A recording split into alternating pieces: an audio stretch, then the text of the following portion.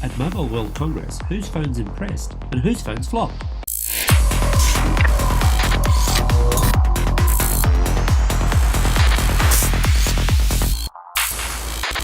Vertical Hold is proudly brought to you by Alcatel.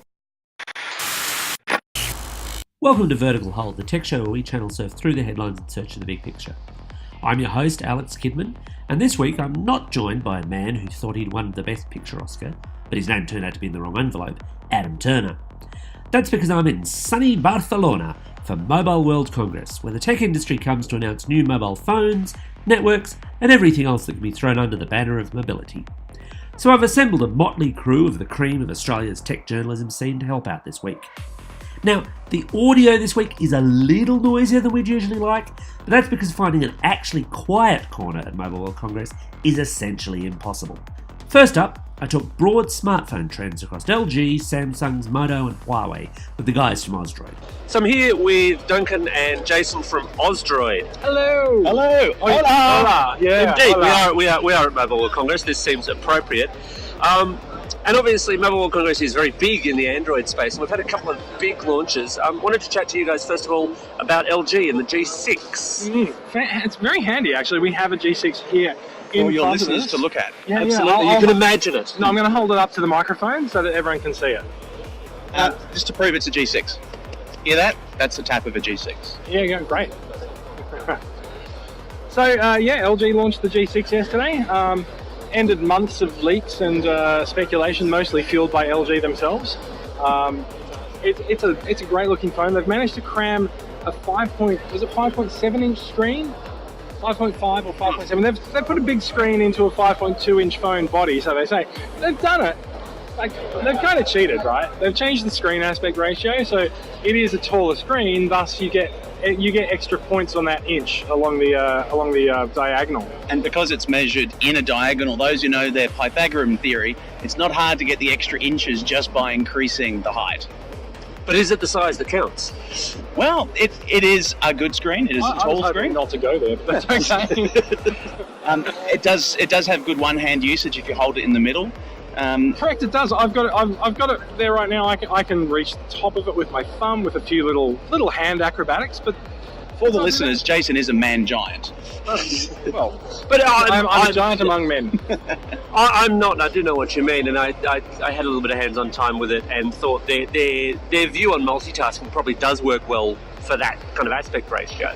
You get that split screen thing. Yes, yeah. So you can divide the screen into two sort of 3:2 screens, and of course 3:2 is the ratio of paper, isn't it? So there's a bit of a natural. There's a natural feel to it there as well, and so that works really well for split screen apps as well. Not the Snapdragon 835 though. It's not grabbing the premium, or the theoretically premium. We've still got to test that thing. It's the elephant in the room, isn't it? It is. No, it's not the biggest. It's not the biggest and best and brightest and most powerful CPU, but it also means that they can manufacture this thing at scale and get it to market in the next few weeks because everyone's waiting for the Snapdragon 835. There's a few manufacturing tie-ups going on. Samsung is manufacturing them for Qualcomm.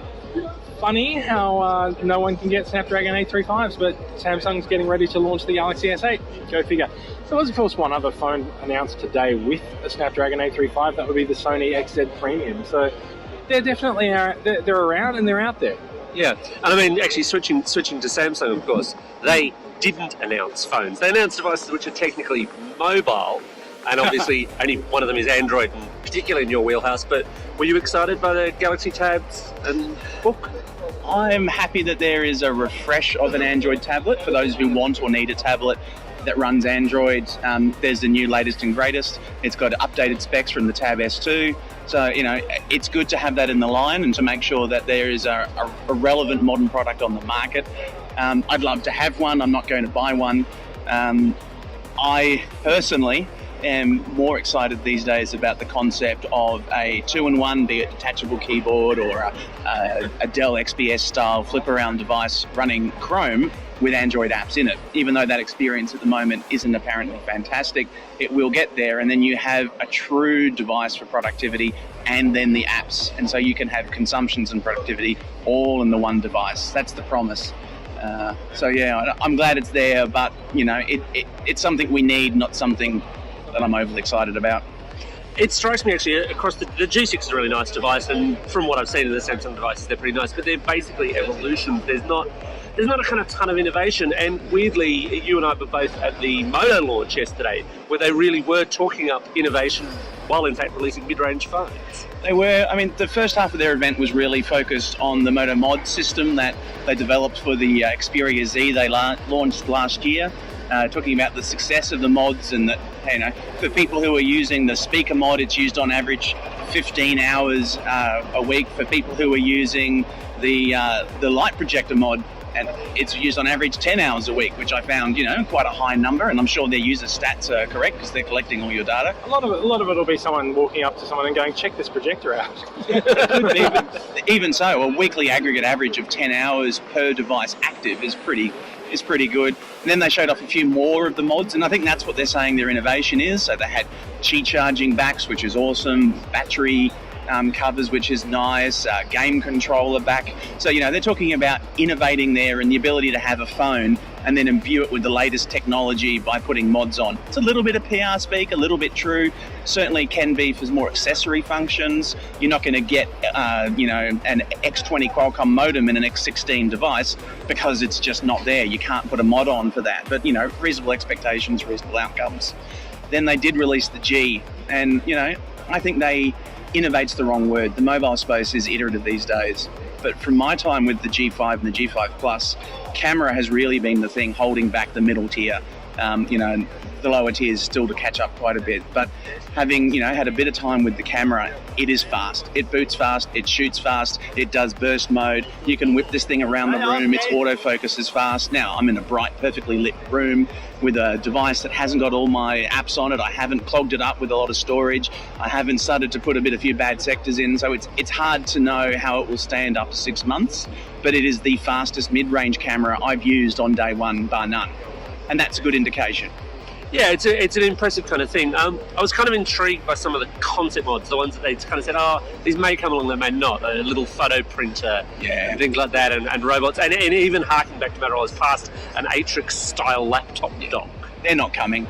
It's like all of these companies like to put things up there, and maybe there's some of the mods that didn't quite make it through their latest crowdsourcing thing they did through Indiegogo. Look, if they come, that's fine. I think just whacking a few things together in a mod and chucking it back isn't really innovation. Innovation doesn't have to happen every year. In fact, I would suggest innovation can't happen every year. The commoditization of the mobile market is definitely happening. Conversely, the profitization of the high end is growing, with the exponential cost in flagship costs going up and up and up, despite us knowing that the aggregate cost of the device is going down and down and down. And that's why I'm so interested in devices like the Moto G5 or the Axon 7, even the OnePlus One, if it had the right bands for Australia, because they're delivering really quite good experiences with good software, hopefully good security updates, which is the single most important part of any Android phone, at a much more reasonable price point. Paying $1,400 for a Pixel XL with 128 gigabytes of RAM is an absolute rip-off. But some people are willing to pay it, myself included, but I know I'm getting fleeced when I do it.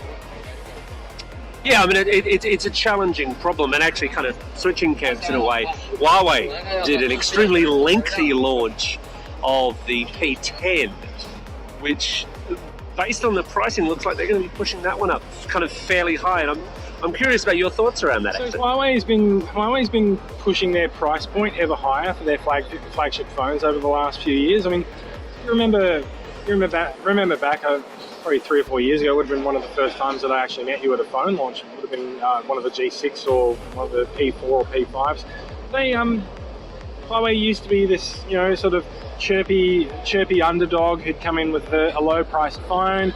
It's sort of, they might sort of undercut on updates and the like, but they'd have a good cheap phone on the market, and there's very few of those coming out anymore. Like everyone's aspiring upwards for their flagship phones, and it seems pretty obvious that that's where the money is. Like Duncan said, there's we've heard that HTC is going to be cutting down its focus on the low end this year and going more for the premium. So yeah, it's actually a reversal of what we've seen happening since Motorola brought the G out and said, well, that was our best-selling phone. It was great. Now everyone's attacked the mid-range market, and now you sort of have to go high-end. But the trick is, if you go high-end for those profits, you've got to deliver a good phone as well. Yeah. Awesome. Thank you, gentlemen. Thank you. very much. Hola. Next up, Jen Dudley-Nicholson from News Limited dropped by to talk Sony and Nokia. So I'm here with Jen Dudley-Nicholson from News Limited at Mobile World Congress, and we've seen some kind of really interesting high-end and low-end stuff, and I kind of wanted to discuss that with you. Let's start with the high-end first, with Sony, who have perhaps made, well, I guess it's almost the most flagshipiest flagships, if that's even a word or a phrase that anyone should have used. Definitely, it's the top flag on the flagship or something. Yes. It looks very attractive. So the one that they made the biggest deal about today was the Xperia XZ Premium. And it does live up to its name. I'm actually really excited to see how this phone goes in the real world, because it feels very nice in the hand. It's kind of heavy, but in a good way heavy. It's super shiny, so if you've got fingerprints, you might not want to have them look all over the damn thing, because it does print up pretty easily. However, really attractive, nice big screen, 4K HDR. A little bit concerned about what that does to the battery life of the thing. And the camera in it is very flagshipy. So they've got all of the sensors plus a bit of extra memory now, so it actually works a bit faster.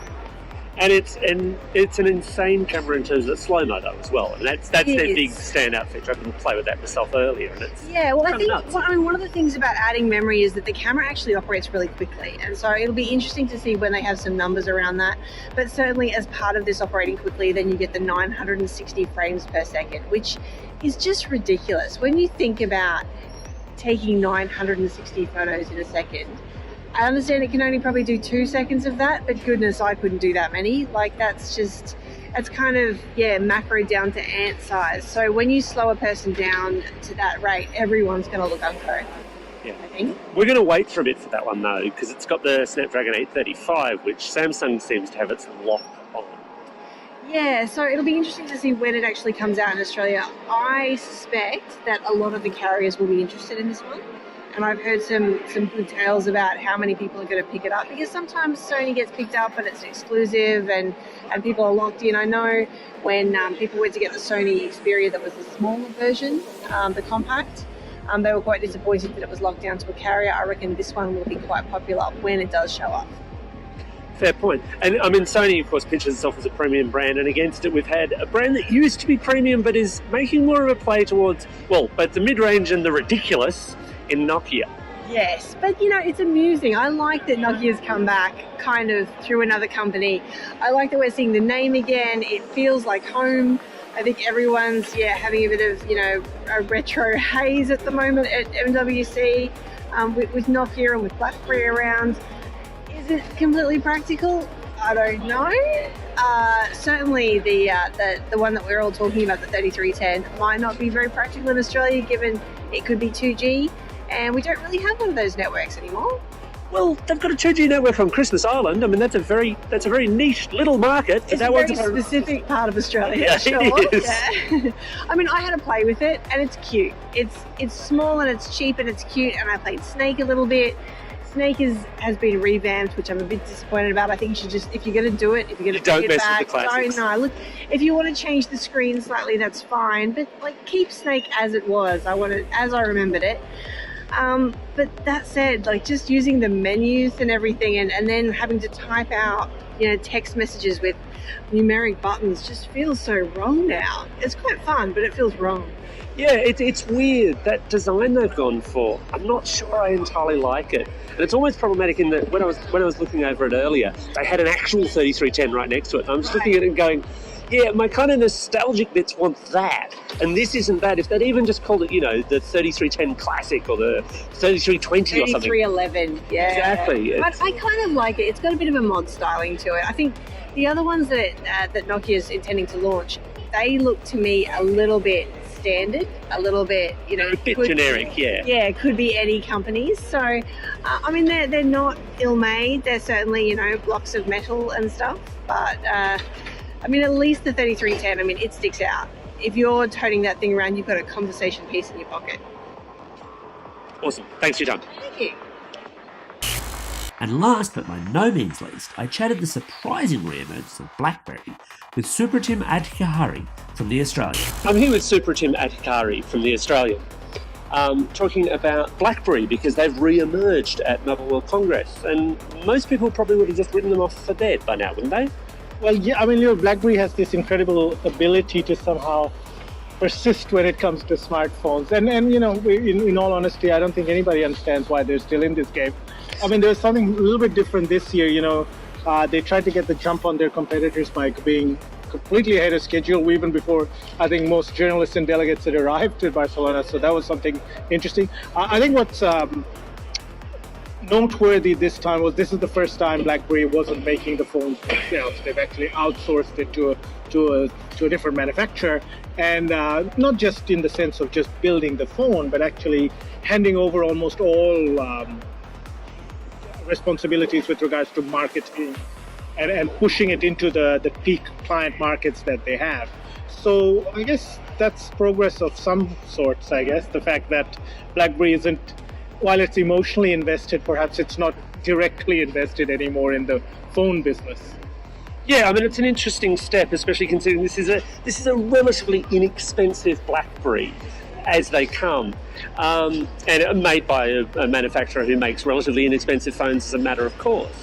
I think, from a device strategy perspective, it looks like BlackBerry is trying to still, I guess, squeeze every last ounce of value out of the cachet that it once had. And that is, in the sense, when it comes to the target markets, India, South Asian markets like Indonesia, the Middle East market, BlackBerry was seen as a premium brand not that long ago, and it really did have a core group of users, especially in the enterprise circles or whether it was the public sector circles.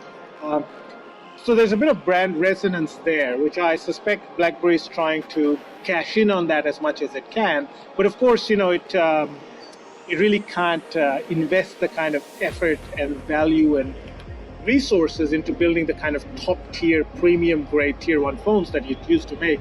So there's definitely been a bit of a downgrade when it comes to just where the phones are targeted at and what they can do, and obviously, all the build quality and everything else that it entails with that. Yeah, I mean, I had a brief hands-on with the new Key 1 phone, as they're calling it, and it didn't quite feel quite as luxurious as old school BlackBerries used to. Although that key feature of the keyboard, still at least on first glance, seems to be pretty solid. And I suspect that's what the remaining BlackBerry users. But what's interesting though, and I mean, I know this MWS has been all about, perhaps the retro chic and maybe some anachronisms that have come into the market, or the Nokia 3310 is a perfect example of that. But you really do have to wonder, in an age where carriers and equipment vendors are talking about 5G networks and of a completely different sort of a overall ecosystem of connectivity that we are going into over the next 5 years, and we're talking about voice really becoming the next big interface transition that we're going to make from touch. To have a physical keyboard, again, to me seems rather incongruous and seems a bit of an anachronism. But then perhaps there is still a market value there in some of the other markets, But to me, it's obviously from a perspective of, the Australian market, the kind of customer behavior we see in Australia, it seems very odd. Because unfortunately, sometimes you just got to let go, Well, I suppose they get, they get the niche of saying, hey, we've got this market entirely to ourselves for the people who really struggle with a touch keyboard. I think, the market value, the niche value for BlackBerry that I find that where they can truly justify a niche position would be the kind of development they've been doing in the software space, right? And I think BlackBerry in the recent past has sort of said that while they're unwilling to cut the cord with the actual physical devices, they're really doubling down on research with regards to security. And look, it's something that they really did have a lot of, they built their reputation on until I think think they had that unfortunate issue, which would have been 2008, 2009 in the Middle East. I think their core markets, which I think really did hurt the company quite a lot. In the sense that they had lost that one thing that made them very special, right? And I think since then, what you have seen is a steady incremental decline in their cachet as a security provider, because Apple and the more existing commercial brands have been able to sort of build their capabilities and say, well, we can provide encryption and we can provide the kind of security, that kind of enterprise grade security now at a consumer level. So I still struggle to see a big consumer market for BlackBerry phones, even within the South Asian context, because it is a hyper competitive market. But maybe there is a future for BlackBerry within the context of an enterprise market, where it would mean very niche deals. It could mean, doing very bespoke deals with agencies or outfits that have very particular needs. And if BlackBerry can perhaps give them a kind of an overall software security kind of offering, and then put the devices in as an add-on, maybe there's some hope there. But still, it's a big jump, and I still don't think BlackBerry's future is completely clear. At some point, even competing on software means they will become a target at some point. It may not be straight away, and maybe its most compelling acquirer, Samsung, probably has to clean its own books at the moment, having troubles of its own. But at some point, I think BlackBerry does become a target of sorts for, an aspire. It could well be an aspirant Chinese company that takes over some of the software. I mean, we've seen that Chinese phone makers are trying to push hard on patents. They're trying to patent technology. So you do wonder where we see a scenario over the next 3 to 5 years where an aspirant Chinese brand would have the wealth to go to BlackBerry and essentially take it over. Sign a check and take it over. That just about wraps up this special Mobile World Congress edition of Vertical Hold. Got a thought or opinion on the best or worst phones out of the show? Drop us a line via Twitter or the Vertical Hold Facebook page. And remember, if you like what you hear, hit that subscribe button and tell all your friends too.